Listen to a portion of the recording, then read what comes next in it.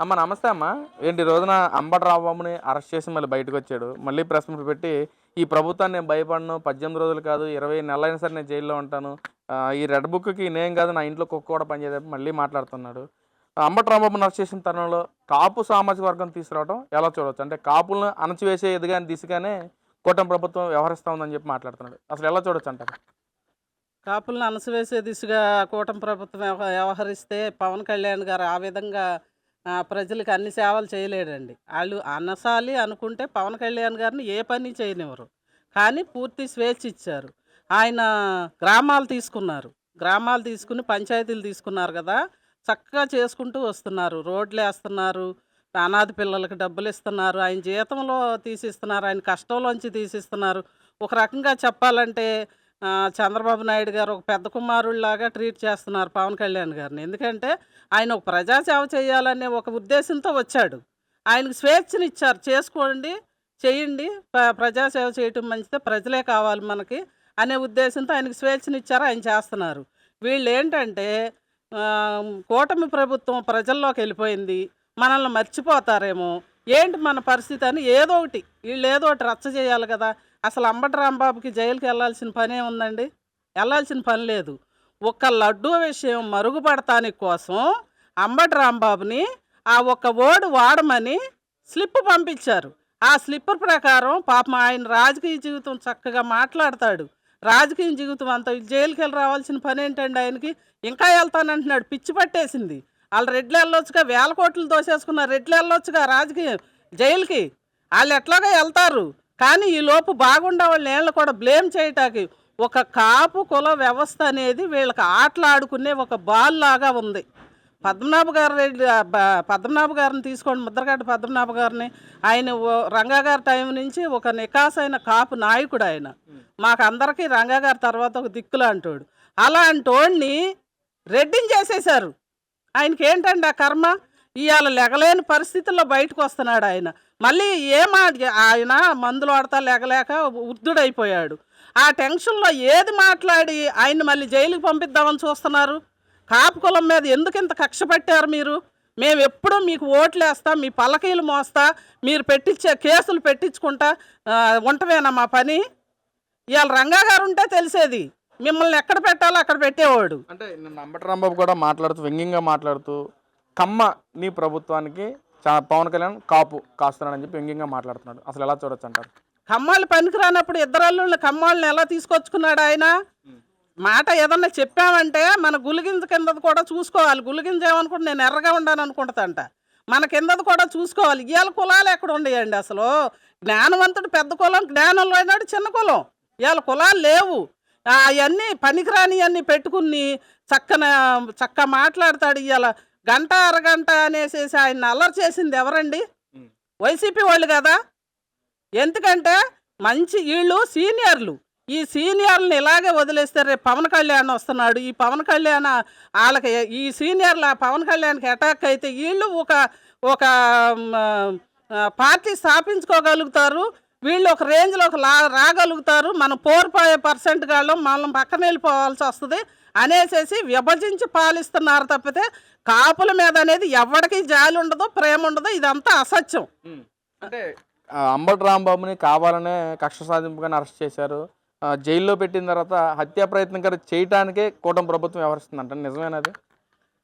ఇట్లాంటి పనికిరాని వాడిని హత్య చేసి వాళ్ళు ఎక్కడికి వెళ్తారండి? వాళ్ళు ప్రజాపాలనలో బిజీగా ఉండారు, మంచిగా చేసుకుంటున్నారు. ఇక వీళ్ళు అడిలు సచ్చిన వాళ్ళు గవర్నమెంట్ అనేది వదలరండి. ఎందుకంటే కింది స్థాయి ప్రజలను కూడా పట్టించుకుని వీళ్ళకి ఏం కావాలో ఎవరి వైపున వాళ్ళు, ముఖ్యమంత్రి గారు కావచ్చు, వారి పుత్రుడు కావచ్చు, పవన్ కళ్యాణ్ గారు కావచ్చు, ఎవరి వైపున వాళ్ళు ఒక 4 వైపులా కూడా వీళ్ళు పాలన చక్కగా చేసుకుంటూ వస్తున్నారు. ఒక తల్లిదండ్రులు లేని పిల్లలంట ఇద్దరు. ఇతను సెకండ్లో చేశాడండి పవన్ కళ్యాణ్ గారు. ఇలాంటి వాళ్ళకి అవకాశం ఇచ్చి పేదవాళ్ళందరూ రక్షించబడాలండి. ఇలాంటి వాళ్ళకి అవకాశం ఇస్తేనే పేదలు రక్షించబడతారు. కులం చూడడం, మతం చూడడం, ఇలాంటి నాయకుడు మనకు ఒకళ్ళు కావాలి. దానికోసం మా బోటాలు ఎంతమంది బలవటాకైనా, కేసులు పెట్టించుకోవటానికైనా, దేనికైనా సిద్ధంగా ఉన్నాం. అమ్మ ఏంటమ్మా నామాలు పెట్టుకున్న వెంకటస్వామి భక్తురాలా మీరు? అవునండి. అమ్మ మరి ఏదైతే మరి ఈ రోజున కూటమి ప్రభుత్వం కానీ ఇటు మండలంలో కానీ చర్చలు జరుగుతున్నాయి. వెంకటేశ్వర స్వామి కల్తీ లడ్డు గురించి. ఓ పక్కన కూటమి ప్రభుత్వం బహిరంగ సవాలు విసిరింది వైసీపీ పార్టీకి. ఏమన్నా తప్పు ఉంటే అసెంబ్లీకి వచ్చి చర్చించండి అని చెప్పి. మరి ఈ రోజున అసెంబ్లీ జరుగుతున్న టైంలో జగన్మోహన్ అసెంబ్లీకి రాకుండా పులివెందులు వెళ్ళిపోయి అక్కడ ప్రజా దర్బార్ ఏర్పాటు చేయడం అసలు ఎలా చూడొచ్చు అంటారు? వీళ్ళ దగ్గర నిజం ఉంటే కండి అసెంబ్లీలో కూర్చుని చర్చ చేయటానికి నిజం ఏదుందని చెప్తారు, చెప్పలేరు కదా. వీళ్ళకి అసలు దేవుడు అంటేనే విలువ లేదు. నేను గతంలో కూడా ఒకసారి చెప్పున్నా, దేవుడు అంటే విలువ లేదు. ఎందుకంటే ఇప్పుడు ఒక ముఖ్యమంత్రి అయ్యవారికి బట్టలు తీసుకెళ్లేటప్పుడు సతీమణి వెనకాల ఉంటుంది.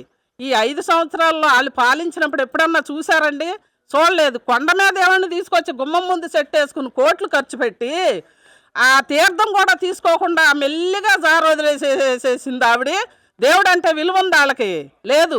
అవన్నీ నిజాలు బయటకు వస్తాయని ఈయనేదో ప్రజల మనిషిలాగా ప్రజల్లో ఉండేవాళ్ళలాగా ఏదో బిల్డప్ ఇచ్చుకుంటా వెళ్ళిపోయాడు. కానండి వాళ్ళని నమ్మే పొజిషన్ ఎక్కడా లేదు. ఆ వెంకటేశ్వర స్వామి వాళ్ళు చేసిన పాపాలకు చిట్ట ఆయన చూపిస్తాడు. అంటే వాళ్ళు మాట్లాడుతున్నారు కూటమి ప్రభుత్వం నిజంగా తప్పు చేసింది కాబట్టి భయపడిపోతుంది, నిజ రూపాయలు మొత్తం భయపడిపోతుంది కూటమి ప్రభుత్వం అని చెప్పి మాట్లాడుతున్నారు. మరి కూటమి ప్రభుత్వానికి భయపడాల్సిందేమీ లేదండి. వాళ్ళకి కావాల్సిన సీట్లు వచ్చినాయి. ఇప్పుడు వాళ్ళ ఎమ్మెల్యేలు కూడానండి ప్రజల్లో ఉండి ప్రజలకు ఏం కావాలో చేస్తున్నారు. వీళ్ళ ఎమ్మెల్యేల పేర్లు చెప్పమనండి ఒకసారి జగన్మోహన్ రెడ్డిని. ఆయన నేను అన్నానని కాదు, ఆయన ఎమ్మెల్యేలు ఎంతమంది ఉన్నారు, ఎమ్మెల్యేల పేర్లు ఒకసారి ప్రెస్ మీట్ పెట్టి వరుసగా చెప్పమానండి, చెప్పలేరు. కానీ వీళ్ళు పవన్ కళ్యాణ్ గారు ఎమ్మెల్యేలకి ఆయన పని చెప్తున్నారు, ఆయన చేపిస్తున్నారు. చంద్రబాబు నాయుడు గారు చేపిస్తున్నారు, నారా లోకేష్ గారు చేస్తున్నారు. వీళ్ళు కంపెనీలు ఏ విధంగా తీసుకొచ్చి కుంటుపడిపోయిన ఆంధ్రాని ఏ విధంగా బాగు చేయాలని కూడా అహర్నిశలు కష్టపడుతున్నారు. 10 రూపాయలు తెచ్చినప్పుడు వాళ్ళు 5 రూపాయలు తిన్నా 5 రూపాయలు పేదలకు పెడితే తప్పేం లేదు. మేము సమూహంగానే ఉన్నాం. ఈ వైసీపీ వాళ్ళే ఈ కాపుల్ని ఎలా ఎడగొట్టాలి, పవన్ కళ్యాణ్ నుండి చంద్రబాబు నాయుడు గారికి అండ లేకుండా ఎలా చేయాలని ఒక దురాలోచనతో వీళ్ళు ఏం చేయాలో అర్థం కావట్లేదు. అసలు ఆ రోజే అంటదండి, మేమేం ఎస్సీ ఎస్టీ వాళ్ళం కాదు, దూరంగా ఉంటాకి. ఎస్సీ ఎస్టీ వాళ్ళు మంచివాళ్ళు కదా. ఆ శ్రావణ్ కుమార్ అని ఆయన శ్రావణ్ కుమార్ అని ఆయన ప్రతి లెగస్తమే పవన్ కళ్యాణ్ తిడతా లెగుస్తాడు ఆయన. అలాంటిది మరి మేము ఎస్సీ ఎస్టీ వాళ్ళం ఏం కాదు, మీరు దూరంగా ఉంటాకని రోజారెడ్డి గారు మాట్లాడింది. దాని గురించి ఒకసారి డిబేట్ పెట్టమనండి. ఆయన్ని దమ్ము లేదు, పెట్టలేరు. వాళ్ళ వల్ల కాదు. పవన్ కళ్యాణ్ గారు అంటే ఏదో అన్నట్టుగా ఎన్ని బళ్ళు వెళ్ళినా లెక్క చేయరు కాబట్టి ఆయన పని ఆయన చేసుకుంటా, ఆయన పనికి ఆయనకు టైం సాల్తలేదు.